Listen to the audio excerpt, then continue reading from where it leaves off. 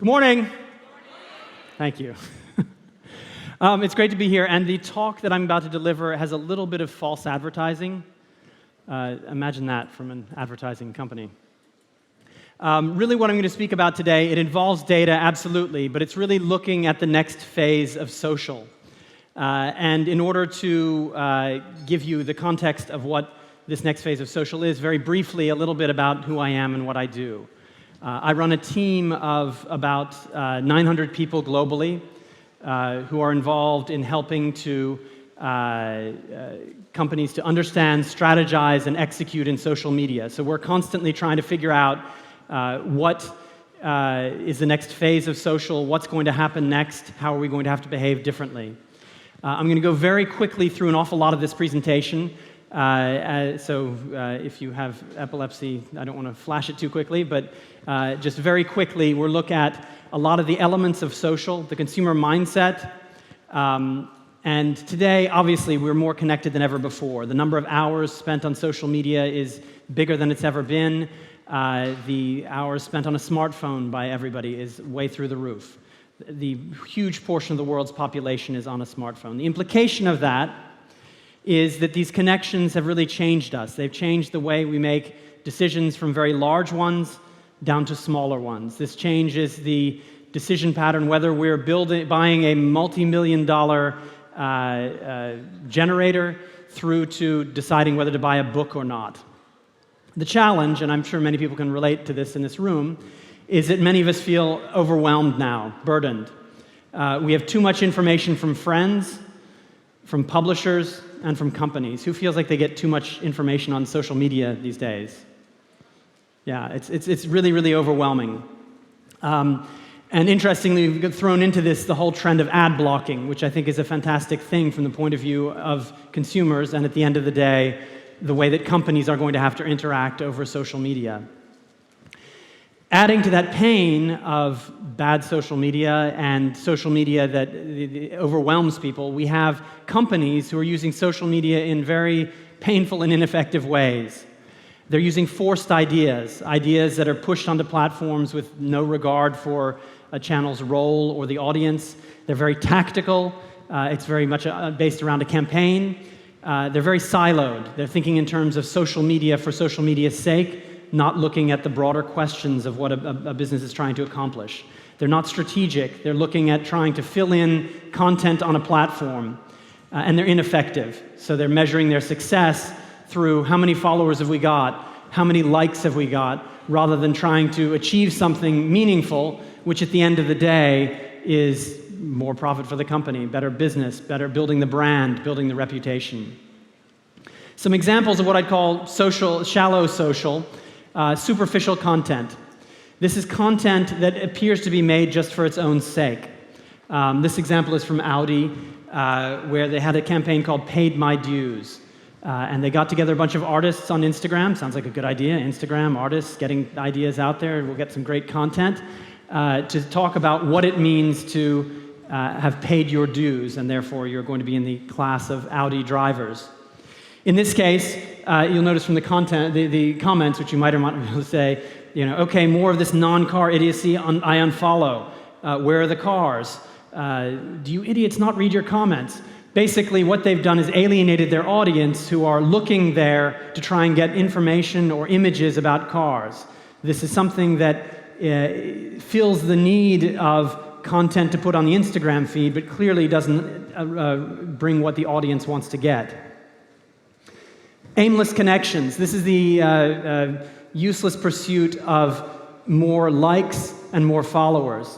In this case, the New York Police Department had the brilliant idea of starting a hashtag campaign that allowed people to talk about their favorite local policeman. It turned out that to this day, is still a series of images of police abuse or nasty things happening with the police. There's some quite painful photographs if you do a search for the MyNYPD hashtag. So they certainly got a lot of connections out of this, a lot of people talking about the NYPD, but it's not exactly the outcome they were looking for. So in this context, people are retreating into smaller, more private networks. There's a lot of very interesting ways that is happening. I recently relocated from Asia to Europe, and in Asia, some of the most interesting private network activity is happening from WeChat, Line, KakaoTalk, all of these platforms that are very much centered around friends and very close connections. They are light years ahead of where WhatsApp is today, for example. And I think the most interesting move forward in terms of these small network connection apps is probably Messenger. And there's actually a talk later today about Messenger by David Marcus, who's head of Facebook Messenger, so I'm giving him a free ad. It's going to be an interesting talk because this is one of the most important trends in social, this move to smaller private networks. The blocking of ads, again, that's something that's come up over the last few weeks. It sent tremors through the marketing and advertising online world. What does this mean? Are we going to stop seeing ads? No, it means we're going to get rid of a lot of bad advertising, and who could ever be against that? So the other thing that's happening, of course, is the tightening of algorithms. So even when it's not an ad or it's something that we're not particularly interested in, the social platforms are filtering that out. This makes a very, very challenging environment to get anything out there for companies that are trying to build their brand, business, or reputation, which this challenge is a fantastic one. It gives the opportunity for creativity, forces you to be more relevant, and really ups the challenge for this next phase of social. Because at this point, really what's happening is more and more people are seeing less and less until they're only looking at exactly what they want. So from the consumer point of view, that's fantastic. Brands, companies now have to find their way of getting involved in that without wrecking the party, without walking in and stomping into the room in a nasty kind of way. So the challenges for the brands really are around finding resonance and relevance at the pace of today's culture. How do you keep up with what's going on? How do you excite people when they're so distracted? And how do you engage and bond with them when they have infinite choices? In terms of relevance and resonance, what we find, brands that are moving from a marketing mindset to a publisher mindset are getting better traction. I'll come back to what that exactly means. In terms of exciting, it's really all about trying to move from superficial content to great stories and experiences. Stories might be a strange thing to talk about when you're speaking about a tweet. Experience is a little bit more obvious in terms of social, but really we do need to think of stories and experiences. These are the key elements of how we can engage through social and how we can build out an experience. And finally, engaging and bonding, which is really one of the pillars of this, which is finding the way from shifting from aimless content and aimless connections to meaningful conversations and advocacy. Meaningful conversations and advocacy that actually change things, bring consumers more close to the company, and build on things. And I'll come back to each one of these in a moment. So really what we have is deep social, which is a publisher mindset to create great stories, experiences, and meaningful conversations delivered to all current and potential customers globally. In 3 lines, that means 1, the marketing mindset to the publisher mindset, superficial content to great stories and experiences, aimless connections to meaningful conversations. What does that mean? The marketing mindset to the publisher mindset is a fundamental shift that is actually very difficult for an awful lot of companies to do. This shift is moving from a brand-centric world to a world that is still centered around the brand, obviously. We're trying to help with our company, but is much more audience-focused. You have to have an audience, an understanding of the audience. You need to understand what the audience wants, what they're looking for, how they would want to be engaged, what point they are in the consumer journey. Are they comparing your product with another? And obviously, one very important part of that, and coming back to the headline on this talk, data and analytics will be very important in ensuring that you're talking about the brand, but doing it in an audience-centric way. Superficial content to great stories and experiences. This is finding ways to use insights, data, and analytics to connect naturally with the right audience at the right place at the right time. It's using inspiration. This means brands expressing themselves through creative and effective storytelling and experiences. And innovation is cutting through the clutter or the distracted audiences by doing something new and differently. This doesn't mean doing something for the sake of being the first, but it does mean doing something differently. There is a purpose to being the first one doing it. People will get excited about it and think you're doing something interesting. A company that's been very good at doing that, for example, is Burberry, who brings in often doing something for the first time, streaming the first fashion show via an iPhone. It's an effort to do that, and it gets people excited, and it sort of sets the trend or the sense of what that company is all about. From aimless connections to meaningful conversations, really we're looking at precision, bonding, and measurement. Precision, this is an opportunity that has never existed before the era of social media, and even this era of social media. This is where you move from broad demographics to micro-targeting at scale, using things like behavior, interests, friendship. We're no longer looking at 25 to 30-year-olds. We're looking at people who are interested in sports and enjoy reading books. Okay, let's pull those together. Let's target those people, find out how we can build out the interests that they have. When you do that, you can have incredibly powerful impact. One very quick example of that, we were working with British Airways. They had excess capacity. They were figuring out, how do we sell off these seats at a discount? We said, no, let's not sell them off at a discount. Let's sell them at a premium. So instead of getting rid of this leftover seats that are empty in the aircraft taking off, let's find out where the empty seats are, what's happening at the destination. Salzburg this weekend, there's an opera festival. Let's find everybody who's interested in opera, offer them a package which includes, opera tickets plus a hotel and the flight, and you can actually end up selling that at a premium because you're offering the customer something much more valuable than what they were looking for originally, which was just a flight, or might have been a flight.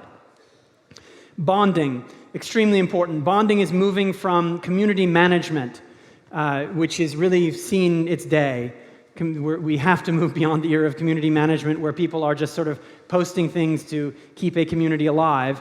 We need to find a way to shift the focus from risk mitigation. How does community management work? Community management right now works in terms of, okay, I finished the day, nothing bad happened, great, I can go home. That's a community manager's good day. We need to shift that from looking at the opportunity, the risk mitigation, and turn it into revenue opportunities. This means understanding where the customer is or where the person you're engaging with is in their decision about purchasing something from the company. Are they comparing the product? Are they at the very beginning of the stage? Are they at the final stage? And at this point, if you engage with them and offered some personalized advice, they would pull the switch and actually buy it. So you really need to figure out where you are and how you can build out leads and acquire acquisitions and sales. Measurement, very quickly, this just really is something where we need to focus not on social media measurement. It seems a little bit obvious to say that in 2015, but it still bears repeating, and focus on business metrics. This means how much impact is this having on the company? This measure could be in terms of building the brand, building the business, how much sales do we have? Building the reputation, how much increased loyalty do we have? I have a couple of very quick examples I'm going to go through where we've used, I'm going to skip the video actually, which I have coming up here in a moment, but very quickly, with Visit Britain. Actually, let me just quickly run this video. Let's quickly run this video. For centuries, the British roamed the world, slapping English names on just about everything. So when it came time to promote Great Britain in China, we thought the Chinese might like to return the favor with great Chinese names for Great Britain. Now, Britain is launching its largest ever tourism campaign, and it's based around asking people to choose the Chinese name for a range of British landmarks. We want funny names, we want thought-provoking names, we want names which are poetic. 就叫它那个迷字小镇，自由之路，荣耀之路，山坡上的蚯蚓。 We invited them to suggest names for over 100 iconic British attractions online, and the names poured in. 女王驾到，侠盗林、占星塔、七燕谷、白色大裸奔、高帅富之路。 For places not listed on the site, namers were encouraged to personally visit the location and be the first to upload their submissions to Weibo, along with proof of visit. A Chinese Beatles fan named Yu Run grabbed the opportunity to name Beatles landmarks in London and Liverpool. 现在终于命名完了，它就叫潘尼路了。 The names were immortalized on Wikipedia, Baidu, and Google Maps. And the campaign became a talking point both in China and abroad. 国的上百个景点。 The new Chinese name for the Gherkin building in London translates quite literally to the pickled little cucumber. The famous Highland Games. Some feel it could be better translated as strong man, skirt party. This was the first time in history one country had invited the citizens of another to come up with names for its major landmarks. And as a result, Britain is greeting a lot more Chinese tourists this year. Thank you very much，大功告成了，我可能创造了一段小历史。 So a couple elements about that make it interesting. One is that it was built out of the insights that came in from the Chinese visitors to Great Britain. They didn't know what to call things. What do I call Dartmoor? What do I call Penny Lane? What is the Chinese name for it? And the element we were actually trying to address was the distance that it was felt from Chinese tourists to in terms of going into Great Britain, where they felt like it was a very distant and cold place. This allowed them to have some familiarity with it. What was interesting about it was the impact that came through in terms of the tourist numbers and the business elements to it. This is another example of really focusing very closely on a very particular narrow demographic. This one involved, again, another British Airways example just so happens, where we were helping British Airways to grow their visitors to their passengers flying out of North America, but the routes to London were actually quite saturated. So what we did was looked around, trying to see where is the potential to grow that. We found that there was a lot of pent-up demand to go to India, to Mumbai. So we built a campaign that targeted people in North America. Shouldn't you try to go and visit your mom? Shouldn't you try and visit there? And we built out a 5-minute video, which was only shared on social media channels, and had a tremendous impact in reminding people about where they came from, why they should go and visit their homeland, go back to Mumbai. And that created an incredible increase in the amount of traffic and interest in making those flights. So that's an example of something that pre-social, you would not have the precision of being able to reach out to this very narrow demographic of people from Mumbai who might want to fly back from North America to visit their parents. What billboard could you put that on? What television station could you broadcast that from? So that's about all I have time for. This was really a compression of a much longer presentation. There's a lot more to unpack in there, and I'd love to have a conversation with anybody who'd like to talk about this afterwards. But really, this era of social media is one of the most exciting one in the way that we can really bring in this publisher mindset, which is really increasing the pace of what we're doing, how we can build out content that is much more exciting and engaging, and then really build those connections that are tying together with the people that we're trying to engage with. So the 3 elements are publisher mindset, content, and connections. Thank you very much.